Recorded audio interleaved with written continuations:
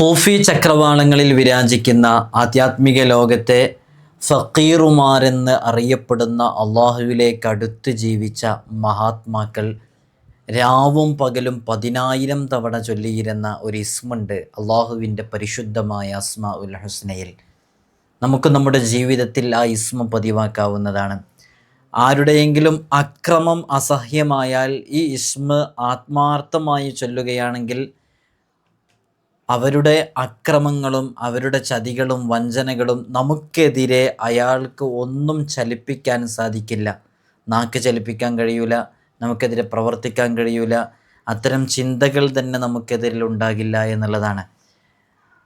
റൂഹിനെ പിടിക്കാൻ ഏൽപ്പിക്കപ്പെട്ട അസ്രായിൽ അലൈഹി സ്വലാത്തു വസ്സലാമിൻ്റെ ദിക്റുകളിൽപ്പെട്ട ഒരു ദിക്റാണ് ഈ ദിക്റെന്ന് മഹാത്മാക്കളൊക്കെ പറയുന്നുണ്ട്.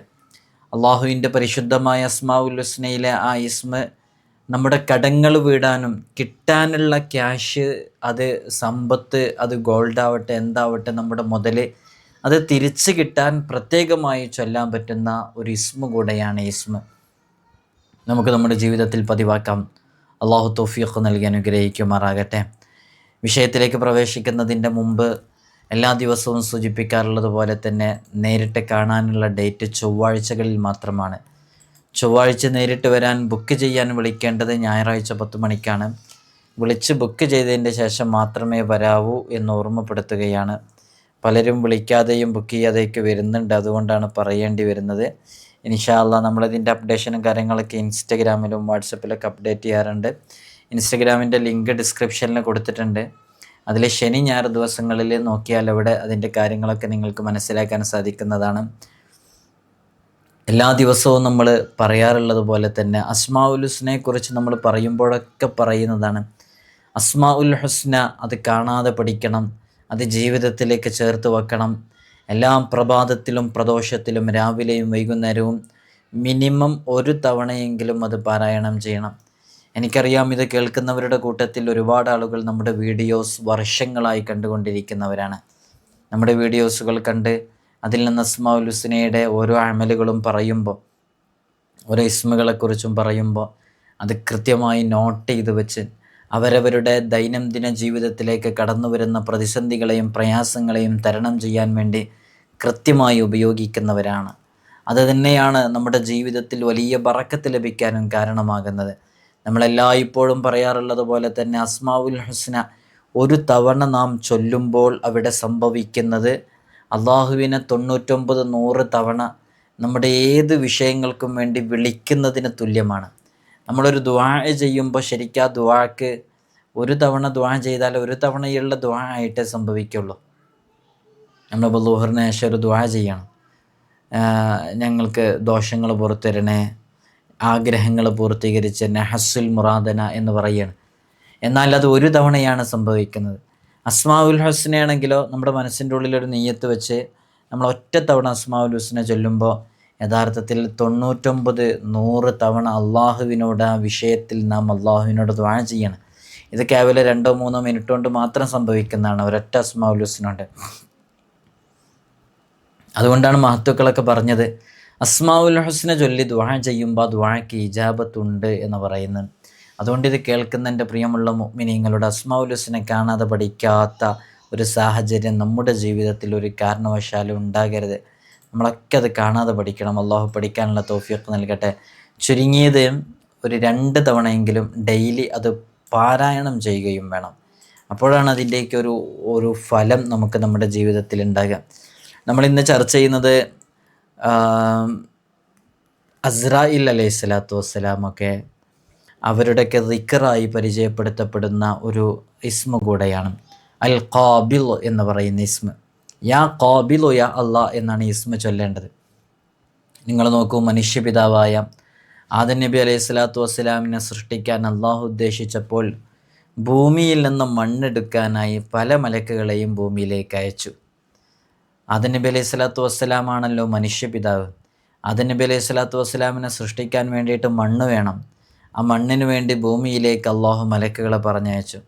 അങ്ങനെ അവർ വരിവരിയായി ഭൂമിയിലേക്ക് വന്നു. അപ്പോഴാണ് ഭൂമി ആരെയും മണ്ണെടുക്കാൻ സമ്മതിച്ചില്ല. അള്ളാഹുവിനെ സത്യം ചെയ്തുകൊണ്ടാണ് ഭൂമി സംസാരിക്കുന്നത്, മണ്ണെടുക്കാൻ പാടില്ല എനിക്ക് തൃപ്തിയില്ല. അത് കാരണത്താൽ ഓരോരുത്തരും മണ്ണെടുക്കാതെ തിരിച്ച് അവർ മടങ്ങിപ്പോയി എന്നുള്ളതാണ്. അവസാനം അസ്രായിൽ അലൈഹി സ്വലാത്തു വസ്സലാം ഭൂമിയിലേക്ക് എത്തി അല്പം മണ്ണ് ആവശ്യപ്പെട്ടു. ഭൂമി മണ്ണെടുക്കാൻ മറ്റുള്ള മലക്കുകൾ വന്നതുപോലെ തന്നെ സമ്മതിച്ചതില്ല, നിരസിച്ചു കളഞ്ഞു. ഭൂമിയുടെ എതിർപ്പ് അതിനെ പരിഗണിക്കാതെ അസ്രായിൽ അലൈഹി സ്വലാത്തു വസ്സലാം മണ്ണെടുക്കാൻ തുനിഞ്ഞു. അപ്പോൾ ഭൂമി അള്ളാഹുവിനോട് സത്യം ചെയ്ത് അവിടുന്ന് സംസാരിക്കുന്നുണ്ട്, എന്നിൽ നിന്ന് അല്പം മണ്ണെടുക്കുന്നത് പോലും എനിക്ക് തൃപ്തിയില്ല.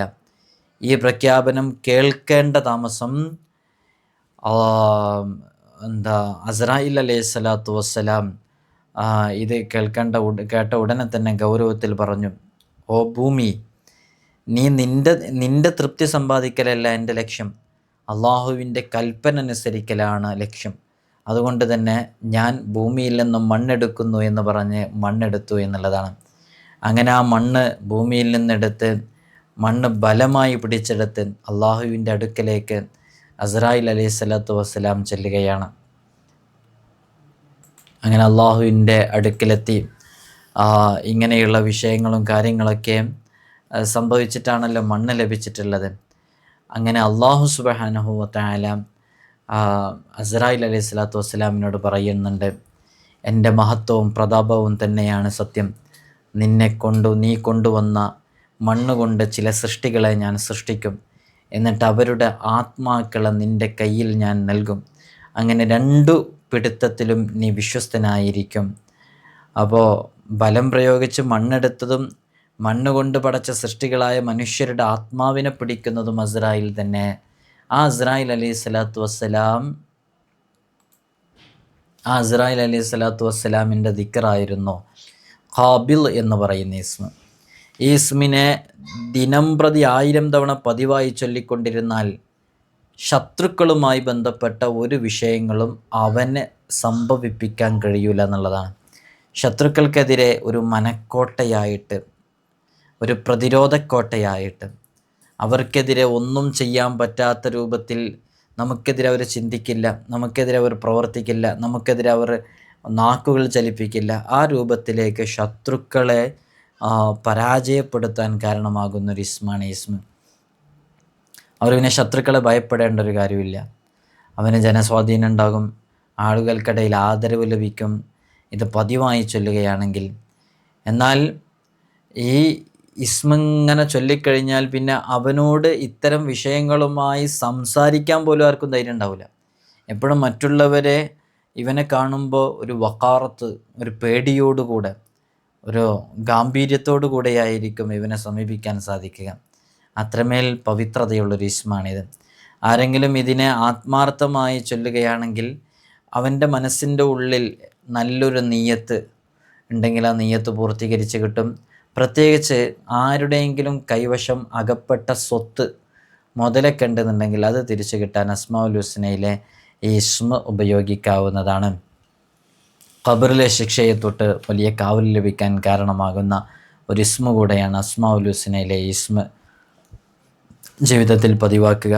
ലക്ഷങ്ങൾ കടബാധ്യതയുണ്ടാകുമ്പോൾ കടങ്ങളൊക്കെ തിരിച്ച് ഇങ്ങോട്ട് നൽകപ്പെടാനുള്ള ക്യാഷായിട്ട് ആരുടെയെങ്കിലും കൈകളിൽ അകപ്പെട്ടു പോയതുണ്ടെങ്കിൽ ഇസ്മ നമുക്ക് നമ്മുടെ ജീവിതത്തിൽ പതിവാക്കാവുന്നതാണ്. അള്ളാഹു നമുക്ക് തൗഫീഖ് നൽകട്ടെ. ഇതിൻ്റെ അക്ഷരസംഖ്യ എന്ന് പറയുന്നത് 903 എന്നുള്ളതാണ്. ഈ അക്ഷരസംഖ്യയുടെ എണ്ണമനുസരിച്ച് ഇതിങ്ങനെ ചൊല്ലുകയാണെങ്കിൽ അതുമായി ബന്ധപ്പെട്ട ഖാദിമീങ്ങളുടെ ഒരു സഹായം നമ്മുടെ ജീവിതത്തിൽ നമുക്ക് ലഭിക്കാനൊക്കെ കാരണമാകുന്നൊരു ഇസ്മാണ്. പതിവാക്കുക. നമ്മൾ ഈ ഇസ്മുകളൊക്കെ ചൊല്ലുന്നതോടുകൂടെ തന്നെ ജീവിതത്തിൽ 5 വഖത്ത് ഫർദ് നിസ്കാരം ഒരു കാരണവശാലും ഖളാ ആക്കരുത്. ഒരാളെയും കുറ്റം പറയരുത്, ഒരാളുടെയും ഗീബത്ത് പറയരുത്. റവാത്തിബ് സുന്നത്ത് നിസ്കാരങ്ങൾ പതിവാക്കണം. ഹദ്ദാദ് റാത്തിബ് പതിവാക്കണം. വിർദുൽ ലത്തീഫ് ചൊല്ലാൻ പറ്റുന്നുവെങ്കിൽ അത് ചൊല്ലണം.